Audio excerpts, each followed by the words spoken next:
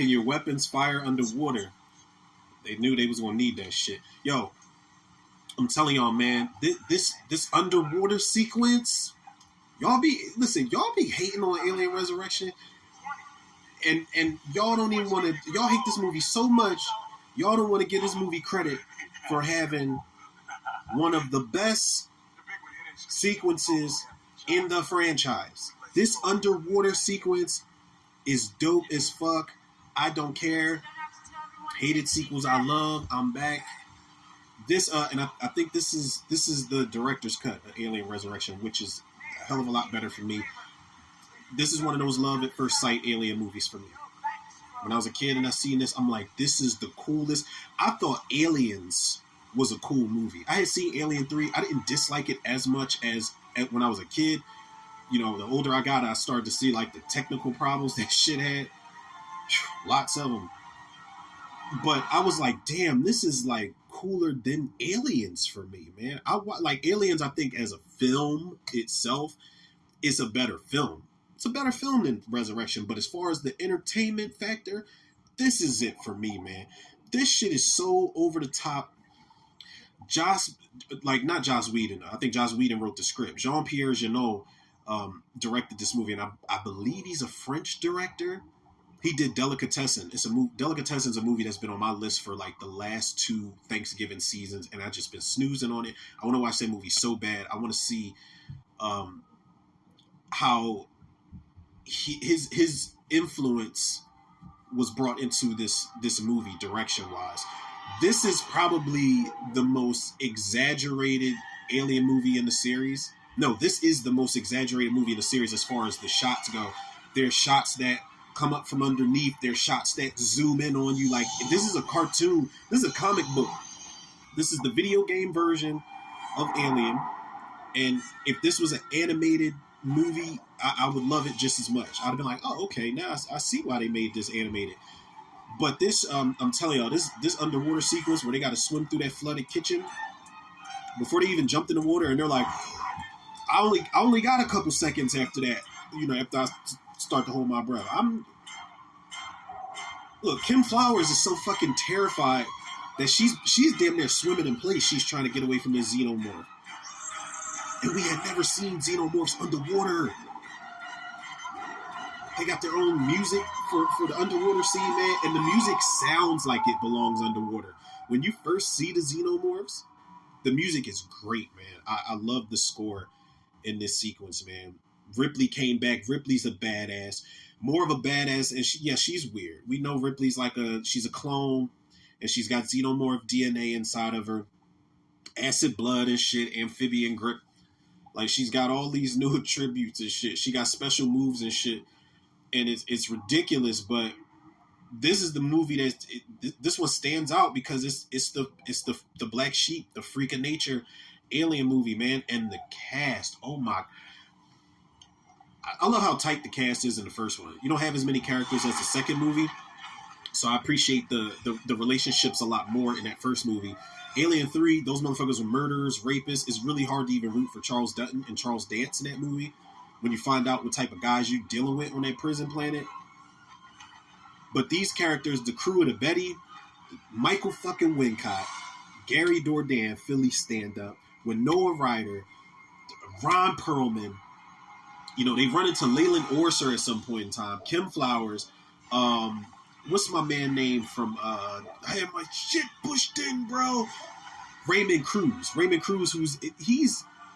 he's got like this weird edge to him, man. Whether it's this, whether it's Training Day, whether it's The Substitute, whether it's From Dusk Till Dawn 2.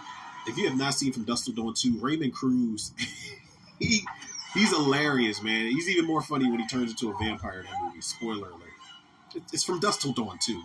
Like, if you talk spoilers, give me a fucking break. But this one, man, Ripley survives a face hugger to the face. She pulls that shit off. Leyland Orser's got and the fact that they care so much about him, this civilian who's got an alien inside him, they want to get him back on the ship safe and sound. They want to freeze his body, have the doctor remove it, and save his life. Like, I love these characters, man. This is the most emotionally attached to the characters in the Alien franchise I've been.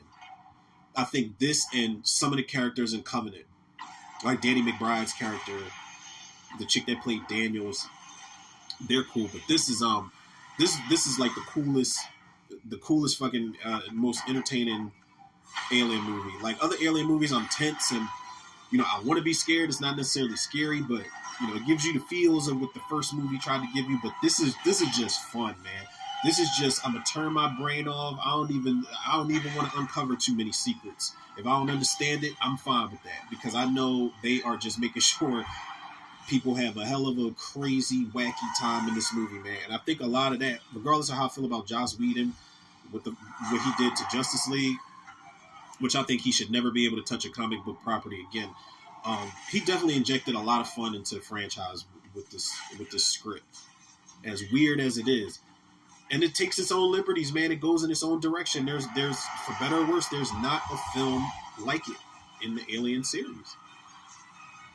And I think, like I said, the director's cut is a lot better. I do wish they would have kept Michael Wincott around.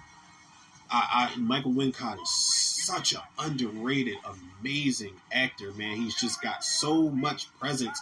And he's one of those guys, like, if he just handed out, like, CDs or cassette tapes back in the day with just him telling stories on them when you hit play, I'm going to buy it.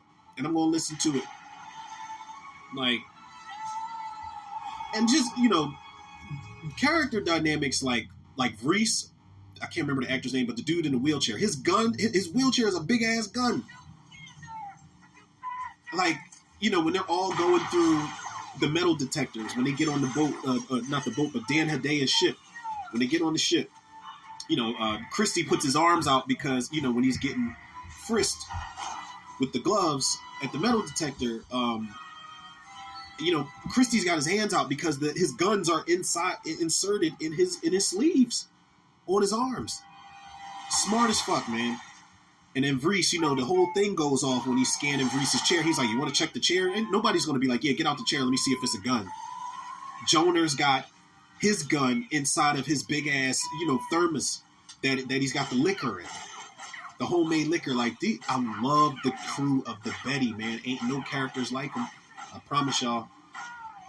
But the fact that Christy and Vreese were so tight that he's like, yo, just like old times, man. And when he had to put Vreese on his back when they had to go swimming, and Christy is just crawling on those grates, got Vreese on his back like a G. He cut the straps off of, his thing he was carrying Vreese on so Vreese could survive. I never understood why Christy just killed himself. Like, you just got acid in the face, bro. You could have survived. And even when he fell in the water, it's like, how did he die? Was it more xenomorphs? Was it acid in the water and it was a concoction that killed him? Like, for all we know, Christy's still alive. Gary Dourdan, we need a Christy spinoff, dog. Like, we do. Do it for the crib one time. But Alien Resurrection, listen, man. I feel like people be so hung up on praising the shoulda, coulda, wouldas of Alien 3 that they forget to enjoy the good parts that are actually in this movie. And there's going to be people that say it's no good parts at all. I mean, agree to disagree, but this shit is a fun time for me, man.